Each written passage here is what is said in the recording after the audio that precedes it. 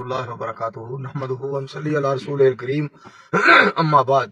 ساڈے واسطے تمام مسلمانوں واسطے مکہ المکرمہ اور مدینہ المنورہ بہت ہی عظمت والے عزت والے شہر نے، کیونکہ نبی مکرم رسول معظم صلی اللہ علیہ وآلہ وسلم دی ذات گرامی نو ذات پاک نو اللہ کریم نے مکہ المکرمہ دے اندر پیدا فرمایا، اور نبی مکرم صلی اللہ علیہ وآلہ وسلم مدینہ پاک دے اندر آرام فرما رہے نے۔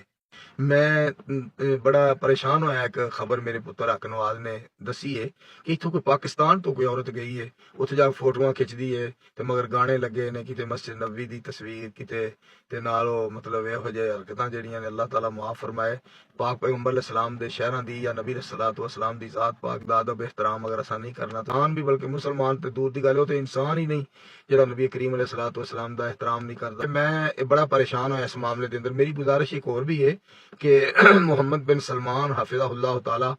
جو کہ الحمدللہ خادم الحرمین شریفین نے اور الحمدللہ ولی عہد نے، انہاں کے بھی درخواست گزارش ہے کہ اس طرح دی کوئی بھی عورت ہوئے پاکستان دی ہوئے جڑی بلکہ ساڈے پاکستان نو بدنام کر رہی ہے، اسلام نو بدنام کر رہی ہے، کسی بھی اسلامی ملک تو آئی ہوئے، یقیناً مسلمان ہی حج عمرے واسطے آندے نے،